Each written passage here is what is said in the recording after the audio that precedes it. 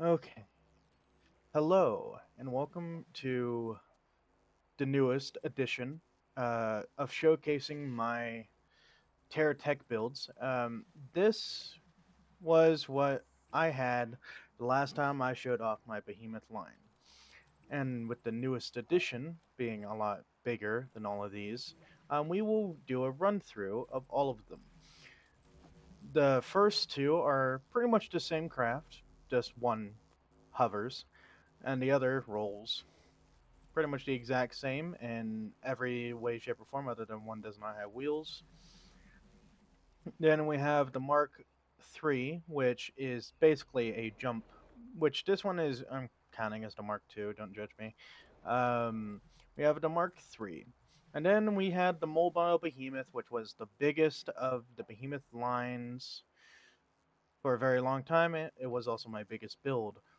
But now I have a new champion of the Behemoth line. It is still Behemoth, um, in size and in name. It is the Behemoth Mark 6. I put it in my post Mark 7 because I was planning to do a new iteration of this. I just decided to keep this.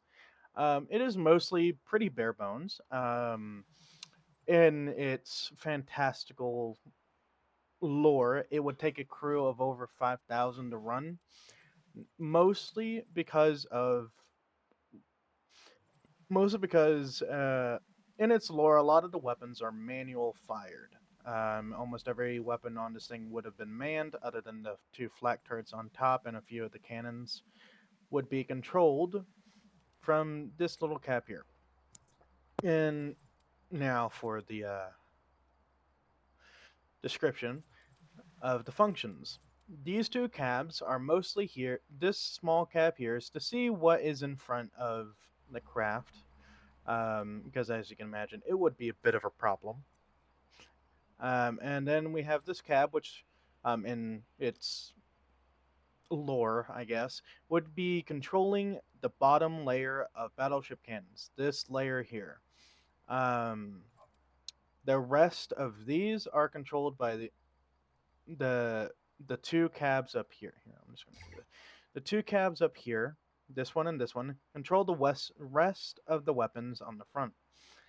This one and this one control the side weapons.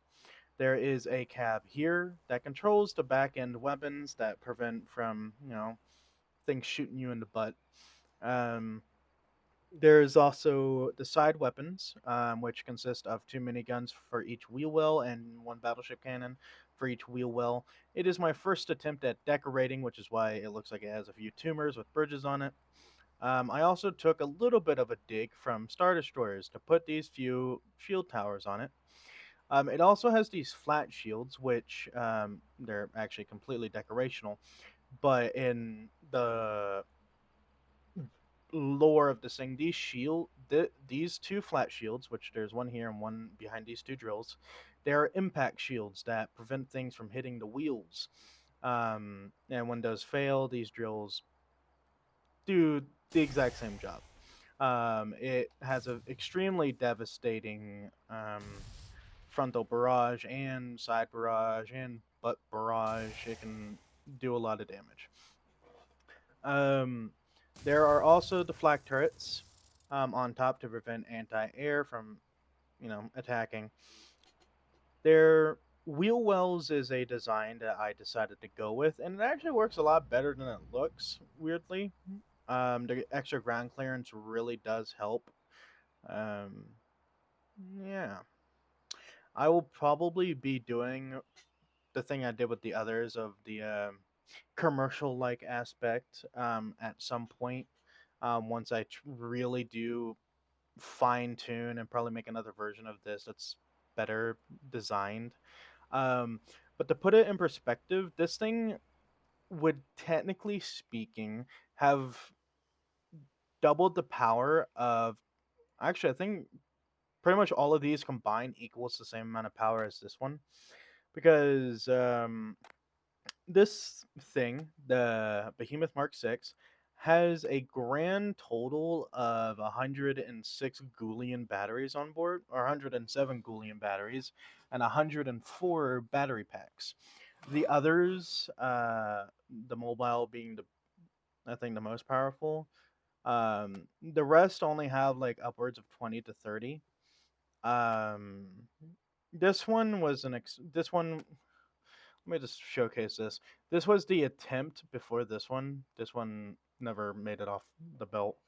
Um, but all of the others, I actually don't even have enough to equal to this.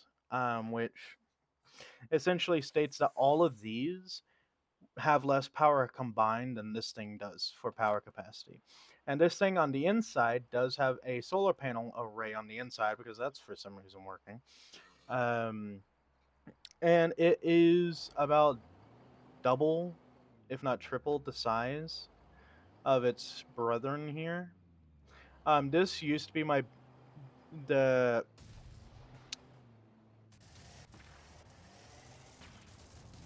man, the one enemy that I have. Okay, there we go. Now, you can probably tell that this thing is massive. It is. I am taking a wild like visual guess. Uh, as I do. Also, this thing is very slow. It's a slug. Um, I was planning to make it much quicker with jet engines and stuff that are embedded in the craft and stuff like that, but I just decided not to. It has. I did build this in a campaign. It took me a very long time to do so, but it did. I had this thing here, which well, you can already tell what it does. That silo was meant to be useful. It was not.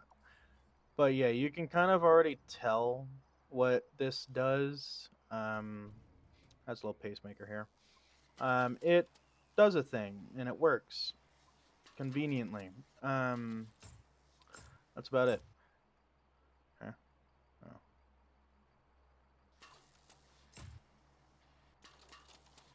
there we are.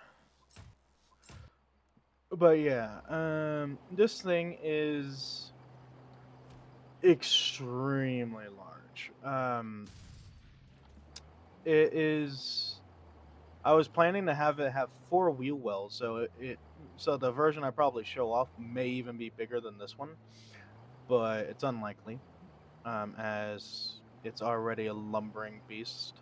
Um, but yeah, as you can see, it is bigger, bigger. It is bigger than the others by far. It is longer, taller, and thicker. Like you can fit this thing inside this thing. It's great. But yeah. I just thought I'd show you the progress because I did promise a video on it by Friday, but considering I have hit imagination block on this particular behemoth so far, I decided to just put this out as a consolation prize, I guess. I don't know. But yeah, this is what it looks like right now. Is it going to stay like this? Probably the front half. Back half, definitely not. Not my plan. Um, Thank you for looking at this very short video and have a wonderful day.